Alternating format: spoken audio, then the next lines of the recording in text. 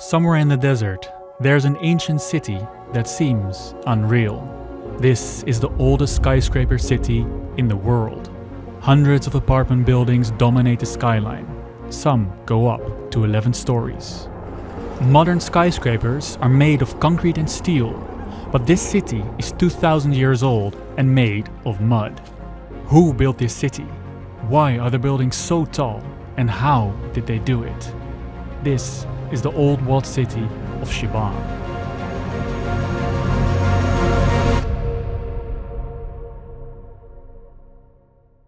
I've been fascinated by the city ever since I saw this picture. At first I didn't believe my eyes. This ancient city just looked too modern. Even comparing it to a modern place like Manhattan, part of the city of New York, Shibam is special. This city is 330 by 240 meters. This is about the size of 3 apartment blocks on Manhattan, part of the densest city of the United States.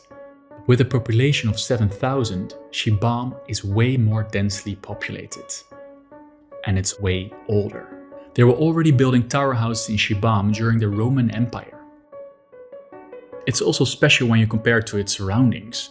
People use mud brick across the region, but nowhere do they build as tall as in Shibam. I thought that was strange. What I found even stranger is how abruptly the city ends. It just sits there in the middle of the desert. There seems to be plenty of space around it. There are even other buildings close by. So why did they build so high? Going into an investigation on a city like this starts with curiosity. It's about wanting to know more about the world around us. If you're also curious, I think you're gonna like the sponsor of this video.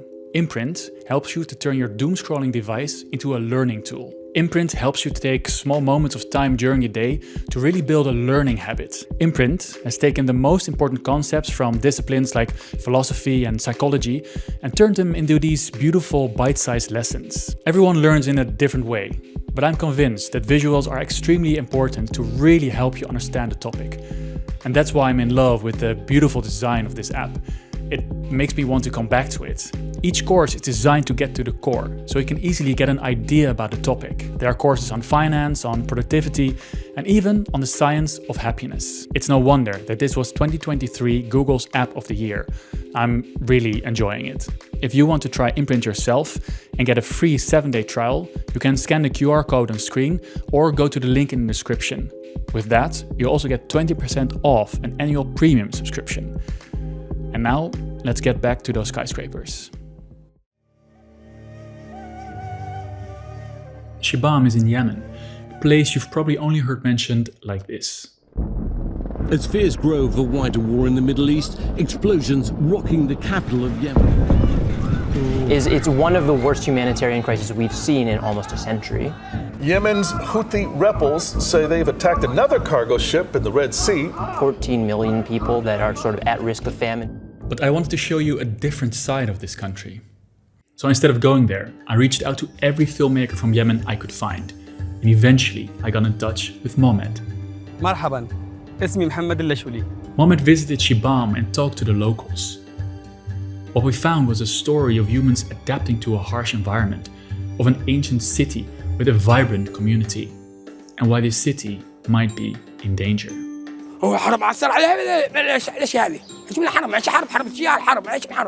But before we let the locals tell their story, why even build a city in the middle of the desert?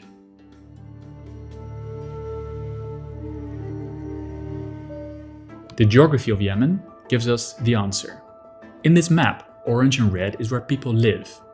Most of Yemen is empty. The majority of the population lives in the west, in the mountains where you can find the capital Sana'a, and on the coast in places like Aden. The middle of Yemen is a big desert where almost no one lives. But here, in the cracks of a plateau, you can find human settlements. Settlements like Shibam. These cracks have been created by something humans can't live without: water. Shibam is located in a valley of the Wadi Hadramaut. A wadi is a riverbed that is dry for most of the year, but in the rainy season, the river flows.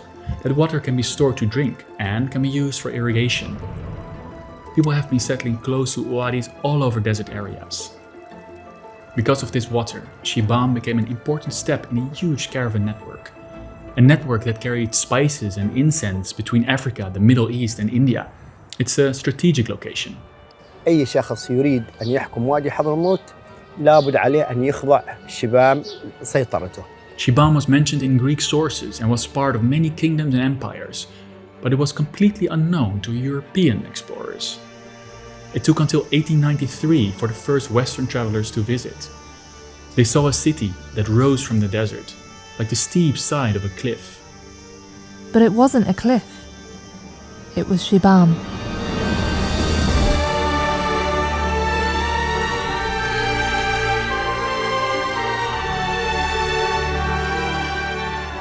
"500 houses all crowded together in a narrow space in the middle of the valley." Keine der Städte Hadramauts macht einen so ausgesprochenen Eindruck einer Wolkenkratzerstadt wie die große Stadt Shibam. Shibam ist das Chicago der Wüste. I found it interesting that some of the first travelers compared this city to Chicago instead of Manhattan. Maybe because this building from 1885 in Chicago was seen as one of the first skyscrapers, a building that had a skeleton made of steel. But in Shibam, all buildings are made of mud. The people that settled here had to do with extreme circumstances. It is often hotter than 40 degrees Celsius. There are not many trees to use for construction, and the desert stone is so tough it can only be used for foundations. So the people here have to rely on other local materials. They mix sandy soil with some clay and straw to make bricks that dry in the sun. 16 workers can make 8,000 bricks a day. A house they build can stand for 300 years. And maintaining the city is a constant process. البيوت هذا لما نجي بيت هذا منهار يعني فيه خلل فيه نصحح خلل فيه رمومه نمحط نقرش هو قراش. The material they use influences the design of the buildings. To support the weight, the foundation of the homes is wider. The walls can be 1 meter thick at the base, tapering to 30 centimeters at the top. After laying the bricks, they are then covered with mud plaster. This can be a challenge for higher floors. The top parts of the buildings are then covered by white lime plaster. This helps to make them waterproof. This construction is perfect for the climate. The high buildings act like trees, limiting sunlight from hitting the walls. The thick mud also acts as an insulator, keeping the heat out. And the white lime has good reflective properties. Why wouldn't you just put white lime on the whole building then? Well, lime is expensive, so it then becomes a status symbol. The most important buildings are completely covered in them, like these mosques in the city. But there are other ways to show status. To personalize these apartment blocks, the doors and frames are made from carved wood in the most beautiful patterns. But building so high also has its challenges. The houses don't have elevators, so how do the locals deal with this?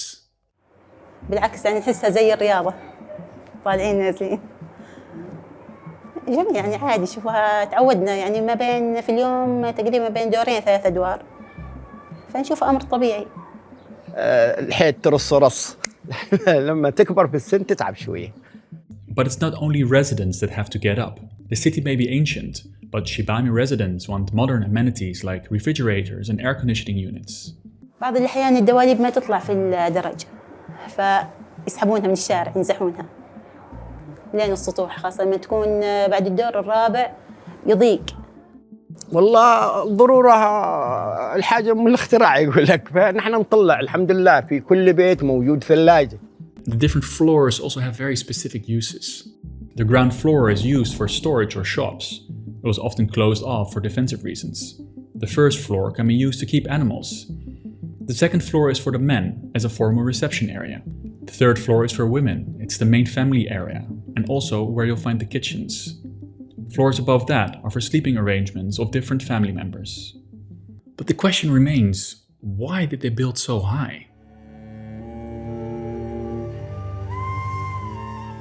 Ancient people liked to settle on elevated mounds. They were easier to defend from wild animals and invaders. When the space is limited, you have to go up. According to archaeological excavations, people were already building 4-story houses in this region 2,000 years ago. and still Shibam is much higher than other cities. Die Häuser sind so eng aneinander gebaut, dass ihre Fronten die Stelle von Stadtmauern vertreten. ولأنها عاصمة وادي حضرموت كلها أطماع فيها. فكروا في التوسع الأفقي، ليس لديهم المساحات الكافية في التوسع الأفقي. There was a lack of space because 500 years ago something happened that changed Shibam forever. Two floods in 1298 and 1532 washed away huge chunks of the city. بقيت المدينة حاصر بالمياه كشبه جزيرة.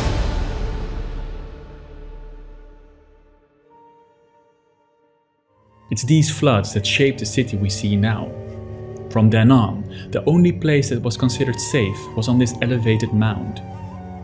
For 500 years, the people have had to resist temptation to build a bigger city. So it was built by the people that have been living here all along. This has led to a site that's so special, it was placed on the 1982 UNESCO World Heritage List. But there are dangers to this peaceful community. In 2008, a huge cyclone approached Yemen. This led to severe flooding. This image shows where the flooding happened. Some buildings collapsed and people died, but it could have been much worse for Shibam. The age-old knowledge of only building on high ground helped. Another threat to the city is a raging war in Yemen. التجار رفع الأسعار، العامل ما قدر يعيش بأي حياة، ما قدر يسرح كل يوم شاقة عمله محظور. In 2009, a terrorist killed 4 South Koreans and their guide.